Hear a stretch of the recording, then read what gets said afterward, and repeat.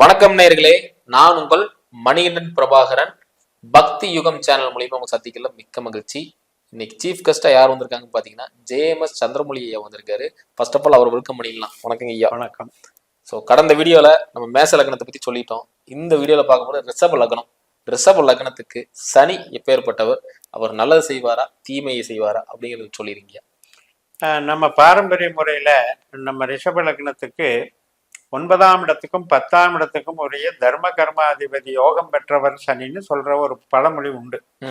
இன்னைக்கும் அடாப்ட் பண்றாங்க பாரம்பரிய ஜோதிடத்துல. பட் நம்ம சிஸ்டத்துல இது நட்சத்திர சூத்திர முறை பாஸ்கர அஸ்ட்ராலஜியில பார்க்கும்போது ரிஷபத்துக்கு அந்த சனியினுடைய நட்சத்திரம் எங்க இருக்கோ அந்த வேலை செய்யறதுக்கு தான் சனிக்கு அதிகாரம்ங்கிறத நாம சொல்றோம். இப்ப ரிஷபத்துக்கு 3ஆம் இடமான கடகராசியில சனி இருக்காரு, 7ஆம் இடமான விருச்சிக ராசியில சனியினுடைய நட்சத்திரம் இருக்கு, 11ஆம் இடமான மீனராசியில இருக்கு. இதனுடைய அர்த்தம் என்னன்னா, 3ஆம் இடம் என்பது தகவல் தொடர்பு, ஆழ்ந்த அறிவு, இளைய சகோதரம் மற்றும் இடம் மாறுறது, இப்படியெல்லாம் சொல்லுது. 7ஆம் இடம் வாழ்க்கை துணை, பார்ட்னரு, இதெல்லாம் சொல்லுது. 11ஆம் இடம் நண்பர்கள், மூத்த சகோதரன் சொல்லுது. இந்த பொறுப்பை தான் சனி வச்சிருக்காரு. அதை விட்டுட்டு ஒரு ஜீவன காரகன்னு ஜென்ரலா காரகத்துவம் சனிக்கு உண்டுன்னாலும் கூட அதை விட்டுட்டு நம்ம சனி நல்லா இருந்தா தான் ஜீவனம் நல்லா இருக்குன்னு பார்க்குற முறை தவறு. இப்ப நமக்கு ரிஷபத்துக்கு எடுத்தீங்கன்னா அவருக்கு பொறுப்பு என்னன்னா திருமண பொறுப்பு, அதே மாதிரி அறிவு, கம்யூனிகேஷன் ஸ்கில்லு, அதே மாதிரி சொசைட்டி, நண்பர்கள், ஈடுபாடு, இந்த பொட்டன்ஷியலை வச்சிருக்காரு. அப்ப அந்த விதத்துல எடுத்துட்டீங்கன்னா சனி இவங்களுக்கு ரிஷப லக்னக்காரர்களுக்கு வாழ்க்கை துணை கொடுக்க போறாரு, அதே மாதிரி நம்பிக்கை கொடுக்க போறாரு, தைரியத்தை கொடுக்க போறாரு, சமுதாயத்துல எப்படி புகழ் அடையிறதுங்கிற ஒரு இதை கத்துக் கொடுக்க போறாரு. லாபத்திறாரு. ஆமா, லாபம், மன திருப்தி. சமுதாயம் மூலமா நமக்கு மன திருப்தி என்ன கிடைக்குது அப்படிங்கிறத, சந்தோஷம், அவர் ஆசைகள் பூர்த்தி ஆகிறதையெல்லாம் சொல்றாரு. அப்படிப்பட்ட சனி கெட்டவர் ஆக மாட்டாரு. இப்ப கெட்டவர் அப்படின்னு ஆகிறதுக்கு என்ன காரணம் அப்படின்னு கேட்டீங்கன்னா, ரிஷபத்துக்குன்னு கெட்ட ஸ்தானம்னு ஒண்ணு இருக்கும்ல. அதாவது 4ஆம் இடமான சிம்மம், 8ஆம் இடமான தனுசு, 12ஆம் இடமான மேஷம். ரிஷபம் என்பது பூமி ராசி. இந்த நெருப்பு ராசி ரிஷபத்துக்கு 4, 8, 12 வர்றதுனால இந்த ராசிகள்ல போய் சனி உட்கார்ந்தாரு அப்படின்னா கெட்டவரா மாறிடுறாரு. இப்படி எடுக்கணும். அப்ப 4, 8, 12 இருக்கிற எல்லா கிரகங்களுமே நமக்கு கெட்டதுதான். அதுல சனி உட்கார்ந்தாருன்னா சனி சம்பந்தப்பட்ட விதத்திலையும், அது சனி போய் எந்த நட்சத்திரத்துல உட்கார்ந்ததோ அந்த நட்சத்திரம் சார்ந்தும் தீமைகளை செய்யும். இப்ப 4ஆம் இடத்துல சனி உட்கார்ந்ததுன்னு வைங்க, இவங்களுடைய ஆரம்ப கால படிப்பு, தாயாரினுடைய சம்பந்தப்பட்ட உறவுகள், ஒரு வீடு வாங்கினா கூட, ஒரு வீட்டில் வசிச்சா கூட அது வீட்டில் ஒரு பழமை மாறாத தன்மை. இப்ப சனின்னு எடுத்துக்கிட்டீங்கன்னா ஒரு ரிச்சான வீடை கொடுக்காது, பழமையான வீடு, பழைய வீட்டை வாங்குறது, இந்த மாதிரி. அதே மாதிரி 4ஆம் இடம் கல்வியில இது பண்ணுது, சொந்த பந்தங்கள்ல ஒரு திருஷ்டின்னு சொல்லுவோம் பார்த்தீங்களா, பொறாமை உணர்வு, அந்த மாதிரி எல்லாம் கொடுக்கறது. இது மாதிரி கஷ்டப்படுறத 4ல் இருக்கிற சனி செய்வாரு. ஆனா நம்ம பழைய பாரம்பரிய முறையில என்ன சொல்லுவோம், எல்லா லக்னத்துக்கும் 4ல் சனி கெடுப்பாருன்னு சொல்லிட்டு, அதை விட்டுட்டு ரிஷபத்துக்கு இந்த 3ல் இருக்கிறவரு 3 விருத்தி செய்வார், 3ஆம் இடத்துக்கு கெடுக்க மாட்டார். அதே மாதிரி 7ஆம் இடத்துக்கு இது 10ஆம் இடம். அப்ப சுமாரா இருக்கும், பெருசா கெடுக்கவும் மாட்டாரு, பெருசா வளர்க்கவும் மாட்டாரு. அதே நமக்கு 11ஆம் இடத்துக்கு இது 6ஆம் இடம், அதுலயும் சுமாரா இருக்கும், ஆனா கெடுக்க மாட்டார். ஆனா 3க்கு ரொம்ப வளர்ச்சியை கொடுப்பார். ஏன்னா 3க்கு 2ஆம் இடம் தான் 4ஆம் இடம், அதை டெவலப் பண்ணுவார், கம்யூனிகேஷன் ஸ்கில்ல கொஞ்சம் டெவலப் பண்ணுவார். ஆனால் சனி எந்த கிரகத்தோட தொடர்பு கொள்ளுதோ அந்த கிரகம் 8, 12 பாவ தொடர்புகள் பெற்றிருந்தால் சனி திசை நடக்கும்போது இவங்க கஷ்ட நஷ்டத்தை அனுபவிப்பாங்க. அப்ப இதுல சனிக்கு மேல என்ன தப்பு இருக்கு நீங்களே சொல்லுங்க. உண்மையிலேயே சனி கெட்டவர் நல்லவர்னு ஏன் பிரிக்கிறோம்னா, கிரகத்தினுடைய தன்மை, குணாதிசயம். சூரியன் மாதிரி கண்டிப்பா இவர் இல்லை. சூரியன் ஆளுமை திறன் உள்ளவர். புதன் மாதிரி பெரிய நாலேஜ் உண்டான ஒரு கெப்பாசிட்டியும் இல்லை. குரு மாதிரி வெளுத்ததெல்லாம் பாலுன்னு ரொம்பவும் வந்து தர்ம நியாயம் கடைப்பிடிக்கிற கிரகமும் அல்ல. அந்த கேரக்டரை வந்து நம்ம மாற்ற முடியாது, சனியினுடைய கேரக்டரை மாற்ற முடியாது. அதே சனி நமக்கு யாரு, நம்ம பிறந்த ஜாதகத்துல அவர் படிப்பு கொடுக்கறதுக்கு வர்றாரா, உறவு கொடுக்கறதுக்கு வர்றாரான்னு தெரிஞ்சுக்கிற வகையில நம்ம டிகிரியை பார்க்கணும்.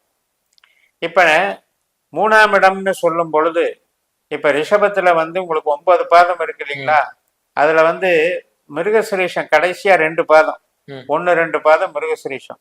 அதுல பிறந்தீங்கன்னு வைங்க, இந்த 3ஏ வராது, சனிக்கு 2ஆ மாறி. சனிக்கு 2? ஆமா, இல்ல இந்த ரிஷபத்துக்கு சனி இருக்கிற இடம் 3ஆ வராது, 2ஆ மாறி.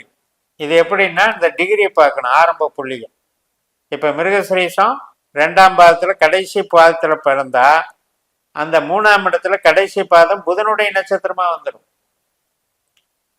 அப்ப 2ஆம் பாவமே அங்கதான் ஆரம்பிக்குது, கடகத்துல கடைசி பாதத்துல தான் ஆரம்பிக்குது, அதாவது 3ஆம் பாதம். ஆனா 2க்குள்ள சனிதான் இருக்கிறார். அப்ப 2ஆவது பத்து கரெக்டா இருக்குங்களா? 2ஆவது பத்து கனெக்ட் ஆயிடும். ஆனா ஆரம்ப புள்ளிங்கிறது எப்படி எடுக்கணும்னா, இப்ப இந்த ரிஷபத்துக்கு 2ஆவது பாவம் எது, மிதுனம் தானே. அந்த மிதுனத்துல கடைசி பாதம் 2ஆவது புள்ளி குருவா மாறிடுவாரு. சனி வந்து அதுக்குள்ள இருப்பாரு, ஆனா அதுக்கு முழு அதிகாரம் பெற மாட்டாரு. பாவமுனை தொடர்புள்ள கான்செப்ட் என்னன்னா, யாரு முழு அதிகாரம் பெறுகிறாருன்னா அந்த டிப்புல யார் இருக்காங்களோ அவங்கதான் முழு அதிகாரம். அப்ப நீங்க சொல்றத பார்த்தா மிருகசீர 1-2 பாதங்கள் நல்லா தான் இருக்கு சனி. ஆமா, ஏன்னா அவர் பணம் கொடுத்து ஆகணும், தொழில் ஆகணும், வேலை செஞ்சுதான் ஆகணும். ஆமா. அதே நேரத்துல கல்யாணத்துக்கும் சனிக்கும் சம்மந்தம் இல்லை, ஏன்னா 3ஆம் இடத்துக்கு புதன் போயிடுறாரு. அப்ப புதனை வச்சுதான் இவங்களுக்கு திருமண சம்பந்தப்பட்ட நிகழ்வுகளுக்கு நம்ம பார்க்கணும். ஆனா சனி வந்து இவங்களுக்கு காசு கொடுக்குறாரு. ஆமா, தொழில் அமைச்சு கொடுக்குறாரு, வேலையை நல்ல வேலையை கொடுத்துறாரு. ஆனா எனக்கு வந்து சனி திசை நடந்தது, சனி புத்தி நடந்தது, கெட்டு போயிட்டேன் அப்படின்னு சில பேர் சொல்றாங்கன்னா, அந்த பாவ ரீதியாக 8-12 பாவ தொடர்புகள் இருக்கவங்களுக்கு தான் அது வரும். இப்ப 8ஆம் பாவம் அப்படின்றது நஷ்டம். ரிஷபத்துக்கு எங்க வருது, தனுசுல வருதுங்களா. அப்ப தனுசுல வந்து இப்ப ரிஷபத்துல ஆரம்ப புள்ளி வந்து உங்களுக்கு வந்து இது வருது, கிருத்திகை 2ஆம் பாதத்துல இருந்து 3 பாதம் வருது. அது மாதிரி இருக்கவங்களுக்கு கேது வந்துருமா, 8ஆம் பாவ புள்ளியா. ஆமா, கேது வந்துடும். இப்ப அப்பேற்பட்ட கேது கூட சனி சேர்ந்தாருன்னா டபுள் எஃபெக்ட் கொடுத்துருவார். இப்படி புரிஞ்சுக்கோங்க. அப்ப சனின்னு வந்துட்டாலே நம்ம பயப்பட வேண்டியது. அந்த காம்போ ஒரு மாதிரி டேஞ்சர், டெட்லி காம்போ தான் சொல்றாங்க சனி கேதுனால. ஆமா, சனி கேது சன்னியாசிக்கு இருக்கும். விரக்தி மாதிரி உட்கார. விரக்தி எப்ப வரும், எல்லாத்துலயும் நுழைஞ்சு பார்த்து அடி மேல அடி வாங்கி வாழ்க்கையே போதும் விடா சாமின்னு வெறுக்கும் போதுதான் அந்த விரக்தி வரும். அப்ப அது சன்னியாசம் போக சொல்லும். அப்ப இந்த 8ஆம் பாவ புள்ளி பாவம் வந்து தொடர்பு வரணும். ஆனா நம்ம ஜென்ரலா என்ன நினைக்கிறோம், சனி கேது இருந்தாலே அப்படி நினைச்சிடும். அப்படி நினைக்க கூடாது, பாவ புள்ளியில தொடர்பு இருக்கான்னு பார்க்கணும். கெட்ட கிரகம் கெட்ட கிரகம் தான், அது பாவத்துல இருந்தால் மட்டும்தான் நீங்க கணக்கெடுங்க. அப்படி இல்லாத பட்சத்துல நல்ல பாவத்துக்குள்ள இருந்தா நல்லதைத்தான் செய்ய போகுதுன்னு எடுத்துக்கோங்க. ஆனா குவாலிட்டியில வித்தியாசம் இருக்கத்தான் செய்யும். இப்ப நம்ம ஜென்ரலா ஒரு டாபிக் பேசணும் 12 லக்னங்களுக்கும். அப்ப நான் சொல்லியிருப்பேன், ஆமா, சனியை பத்தி நீங்க கேட்கும்போது கொஞ்சம் அந்த இத்தனாம் பாவத்துக்கு இந்த கிரகம் வந்தா எப்படின்னு கேட்கும்போது அப்ப நான் சொல்லியிருப்பேன். அப்ப வந்து ஒரு கிரகத்தினுடைய ஒரு பலவீனம் கண்டிப்பா உண்டு. ஆனா அதே நேரத்துல நம்ம எந்த புள்ளியில பிறந்திருக்கிறோமோ அந்த பாவத்தின் அடிப்படையில தான் எல்லா கிரகத்தையும் கணக்கில் எடுக்கணும். ரிஷபத்துக்கு ரொம்பவுமே லக்கு தான், சனினால பெரிய பாதிப்புகள் வராது. அப்படி மீறி வந்தால் இந்த மாதிரி 8ஆம் இடம் 12ஆம் இடம் இந்த புள்ளிகள்ல கனெக்டிவிட்டி இருந்தால்தான் வரும். அடுத்து வந்து ரோகிணி 4 பாதங்கள் இருக்கு, 1 2 3 4 பாதம் இருக்கு. இந்த 4 பாதத்துக்கு பலன் சொல்லுங்க. இந்த ரோகிணி 1ஆம் பாதத்துக்கு கரெக்டா நீங்க 3ஆம் இடத்துல பாத்தீங்கன்னா 3ஆவது புள்ளி வரும். 3ஆவது புள்ளிங்கும் போது பூசம் வந்து 2ஆவது புள்ளியா மாறும். அப்ப 3ஆம் இடம்ங்கிறது என்ன, தைரியம், கம்யூனிகேஷன், இடம் மாறுறது, இதையெல்லாம் செய்யறவரா சனி வந்துடுவார்.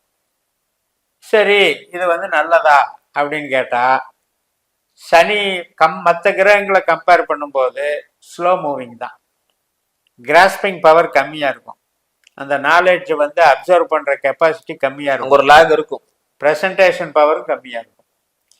அப்ப எந்த புள்ளி இயற்கை நம்மளுக்கு வழிபட்டு இருக்குன்னு பார்த்து அதுதான் நமக்கு கொடுப்பினைன்னு தெரிஞ்சுக்கணும். அதுக்காக கெடுக்க மாட்டாரு, அவரு தான் கொடுக்கிறவரு. ஆனா அவருடைய தரத்துக்கு தகுந்ததுதான் கொடுப்பாரு, அப்படி புரிஞ்சுக்கணும். இப்ப அதே 7ஆம் புள்ளியும் சனி வந்துருமா? அப்ப கணவனானால் மனைவி, மனைவியானால் கணவன் வந்து கொஞ்சம் கெப்பாசிட்டி, ஸ்டேட்டஸு, ஒரு அப்பீரன்ஸு, ஒரு நாலேஜு, ஒரு வெல்த்து எல்லாத்துலேயுமே டவுனாக தான் இருப்பாங்க. அவங்கள விட இவங்க டவுனாக இருப்பாங்க. டவுனாக இருக்கும். அதே மாதிரி தான் 12 எல்லாமே எடுத்துக்கணும். 7, 3, 11ன்னு அந்த கேரக்டர் அப்படித்தான் இருக்கும்னு எடுத்துக்கணும். இப்போ 11 கணக்கு பண்ணும்போது உங்களுக்கு லாபங்கள் கம்மியாகுங்களா? 11ஆம் பாவத்துல இப்ப இவங்களுக்கு 11ஆம் பாவத்துல தான் சனியினுடைய நட்சத்திரம் இருக்கு. அதே ஆமா, அதே புள்ளியில வந்து சனி உட்கார்ந்துட்டாருன்னா திருப்தி அடைஞ்சிருவாங்க. உட்கார்ந்தா பிரச்சனை இல்லை. ஆமா, அந்த நட்சத்திரத்துல வலுவா செய்யறாருன்னு அர்த்தம். அந்த நட்சத்திரத்துல இருக்கும்போது 11ஆம் இடத்தை ரொம்ப ஸ்ட்ராங்கா செய்யறாருன்னு அர்த்தம். அப்போ 11ஆம் பாவம் சொல்லும் போது மூத்த அக்கா வந்துடுறாங்க. ஆமா, மூத்த சகோதரர், நண்பர்கள் வழி எல்லாமே கொஞ்சம் ஓல்டு ட்ரெடிஷன்ல இருப்பாங்க. சனின்னு எடுத்துக்கிட்டா அவங்களுடைய நடை உடை பாவனைகள் அவங்க வந்து அப்டேட்டடா இருக்க மாட்டாங்க. பட் எப்படி எடுத்துக்கணும்னா நான் சொன்ன அந்த புள்ளியை கவனிக்கணும். 19 ரிஷப லக்னக்காரர்களுக்கு எல்லாத்துக்கும் மொத்தமா எடுக்கிறதுனால அது வந்து ஒரு ஏரியாவை சொன்ன மாதிரி தான். இப்ப நான் சொல்ற புள்ளி விவரம் ஒரு டோர் நம்பரை சொல்ற மாதிரி. புரியுது, அக்யூரசி. அதுக்காக நீங்க எடுத்துக்கிட்டீங்கன்னா நல்லா இருக்கும். ரோகிணியில பிறந்தவங்களுக்கு இன்னொரு சிக்கல் என்ன அப்படின்னு கேட்டா, இப்ப நம்ம ரோகிணி நட்சத்திரத்திலே சனி உட்கார்ந்துருச்சுன்னு வைங்க, லக்னத்துல உட்காருதுன்னு நம்ம சொல்றோம் இல்லையா? அப்ப சந்திரன் சனி காம்பினேஷன் அவ்வளவு நல்லதில்லை. ஆமா, காரணம் டிப்ரெஷன். அதே மாதிரி ஆக்டிவ்னஸ் குறைஞ்சு போயிடும். எல்லாத்தையும் போட்டு உள்ள அமுத்தி சஞ்சலப்பட்ட மனது, மனசுல வந்து சோகத்துல சுகம் காண்ற குணம் வந்துடும். சோகத்துல சுகம். அப்ப 3ஆம் இட அதிபதியே சந்திரன் தானே. நம்ம லக்னத்துக்கு 3ஆம் அதிபதியே சந்திரன், மனோகாரகன் வேற. அதுல போய் சனி இது பண்ண. இதுதான் நம்ம வந்து பழைய பாரம்பரிய ஜோதிடத்துல என்ன சொல்லுவோம்னா புனர்பூ தோஷம்னு சொல்லுவோம். சந்திரன் சனி சேர்ந்தால் திருமணம் ஆகிறதுக்கு தடை, புனர்பூ தோஷம் அப்படிங்கிறத. சனி சந்திரன் கால் வாங்கினா கூட இந்த மனக்குழப்பம் இருக்கும். ஏன்னா சனியினுடைய கேரக்டர் வந்து ரொம்ப ரொம்ப பலகீனமான கேரக்டர். அதாவது தாழ்வு மனப்பான்மை உடையவர், காம்ப்ளெக்ஸ் ஃபீலிங் உடையவர். நான் தான் சொன்னேன் வேலைக்காரன் ரெப்ரசன்ட்னு சொன்னேன். அந்த வேலைக்காரில் ரொம்ப பணிவு இருக்கிறது தான், ஆனால் அதோடு சேர்ந்து பயமும் இருக்கும். அப்போ அப்பேற்பட்ட சனி எந்த கிரக நட்சத்திரத்தில் இருந்தாலும் அந்த கிரகத்துக்கு கொஞ்சம் தாக்கம் இருக்கத்தான் செய்யும். சரி, இப்போ நமக்கு வந்து ஓரளவுக்கு மனைவி தான் சனி தான் ஆயிப்போச்சு, அப்படிதான் நமக்கு தெரிஞ்சிடுச்சு. அப்போ அந்த சனியோட மற்ற கிரகங்கள், இப்போ சுக்கிரனோ குருவோ சுப கிரகங்கள் ஒரே புள்ளியில சேர்ந்தா, ஒரே நட்சத்திர புள்ளியில சேர்ந்தாங்க அப்படின்னா அதனுடைய பலம் அதிகமாகும். அப்ப இந்த சனியினுடைய குவாலிட்டி கொஞ்சம் மாறும். கொஞ்சம் ரொம்ப லோ லெவல்ல இருக்காது, கொஞ்சம் அது மெருகேற்றி கொண்டு வந்துடும். சூப்பர். அடுத்து பாத்தீங்கன்னா நம்ம கிருத்திகை 2, 3, 4.